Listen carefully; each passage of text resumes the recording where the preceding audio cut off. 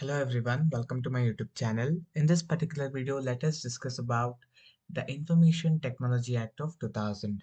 The Information Technology Act of 2000 is basically it regulates the cybercrime and cyber threats, cyber crimes and cyber law in India. So there are various sections of this act which will discuss about each of the powers as well as the details related to the electronic transactions as well as cyber security.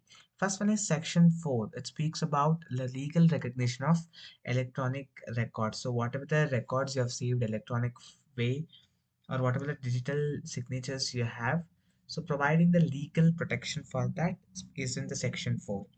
Next, section 5 to section 15, it basically concentrates on the digital signatures.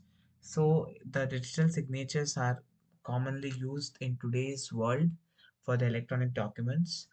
So providing the law support or legal support for that is between section 15 to section 5 to section 15. Next, attribution and acknowledgement of receipt and dispatch of electronic records. That comes under section 11 to section 13. So there are certain rules and regulations regarding the acknowledgement. So once the receipt of certain electronic records regarding the acknowledgement of the same as well as the dispatch of these electronic records. So that comes under section 11 to section 13. Next, we have security procedures. So for this online records and digital signatures, the security, how should be the security procedures and what type of security measures you have to take. All those things have been described in the section 16. Next, compensation of failure to protect the data. Suppose in case you have due to your negligence or your like you didn't concentrate much in having the security measures, security practices, and suppose if data breaches happen, then what certain compensations will be made. So how will that compensation be made, on what parameters the compensation will be received? Everything is mentioned in section 43A. Section 43 and section 66. Suppose if someone has done certain unauthorized access to your data and they have stolen your data, what will be the penalties for that? That is discussed in section 43 and section 66. Next, powers of adjudicating officers. So certain powers are there for adjudicating officers.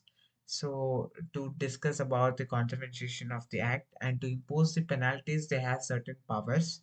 So what powers they have and in what basis they have to impose the penalty, all those things are mentioned in section 46. Next, section 48 discusses about constitution of the cyber appellate tribunal. So uh, this cyber appellate tribunal, it has to hear the arguments against the orders of educating of the officers. So educating officers, whatever the orders they have issued, so this cyber appellate tribunal has to hear upon that. So that is the duty of this particular cyber appellate tribunal.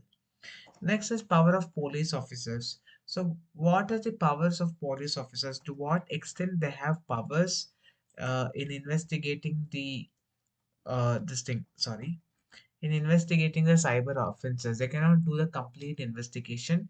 They do have certain limitations. So what are the limitations and to up to what extent they can actually do the investigation? All those things have been clearly mentioned in the section 80F of the Information Technology Act of 2000.